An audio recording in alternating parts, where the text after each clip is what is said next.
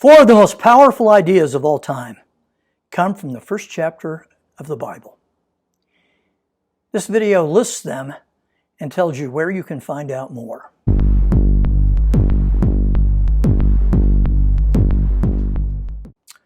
Hello everyone, thanks for watching.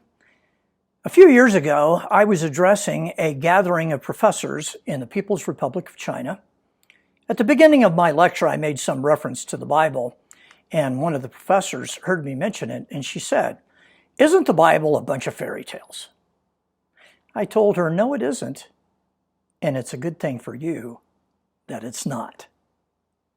I don't know what I was going to lecture on, but I shifted gears, and I asked if anyone had a Bible, and somebody did.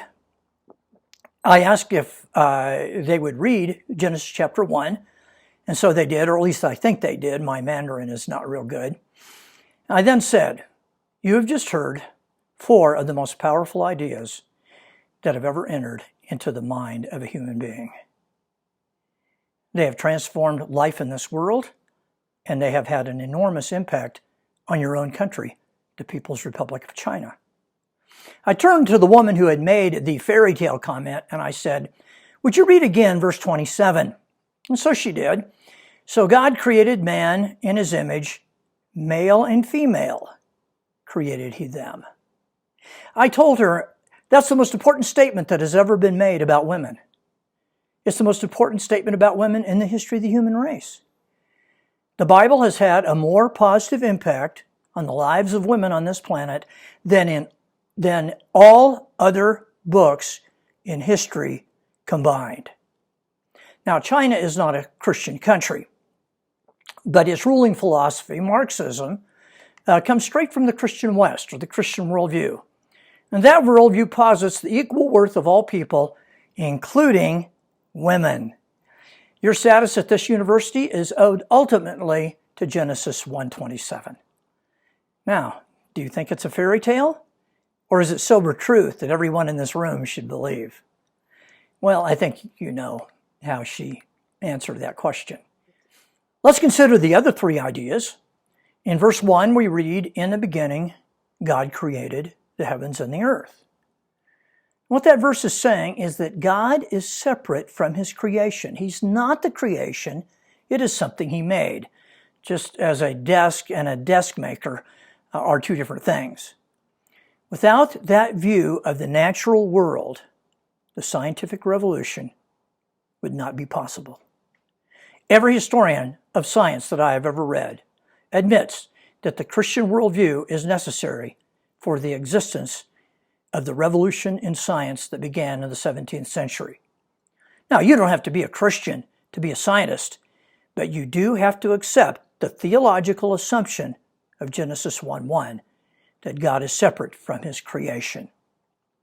It is no accident that the scientific revolution occurred in the midst of a dominant Christian culture.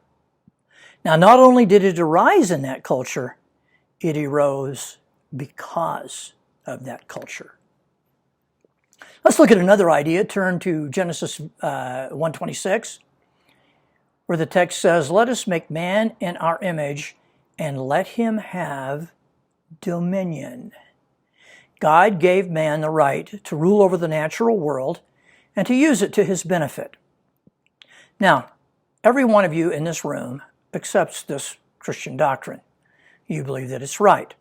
But through most of history, most human beings have believed that nature was somehow inhabited by deity, and they did not have the right, or at least the freedom, to use nature any way they wished.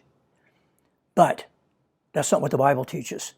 The Bible argues that Almighty God, our Creator, has given us dominion over the earth, and that we have the right to rule that natural world in the way that we choose best.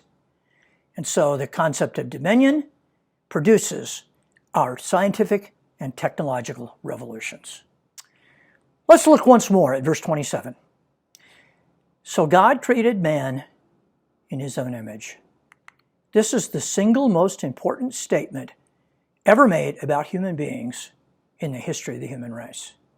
It introduces into our minds the idea of the sanctity of life or the sacredness of all human life. All human beings are of equal value. From the unborn child to the elderly Alzheimer's victim, from the disabled to the weak to the suffering, no matter what social status a person may occupy, God says all are created in His image and are therefore of equal value. Well, why is that important?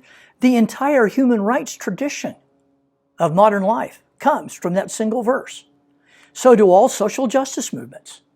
Your own Marxist revolution is an import from the Christian West and harks back to this single biblical doctrine. So instead of being a book of fairy tales, the Bible is filled to the brim with the greatest ideas ever to enter the mind of mankind. If you want to examine this in greater depth, please consider my book, 7 Ideas That Changed the World. Just hit the link on my banner and it'll take you right to it.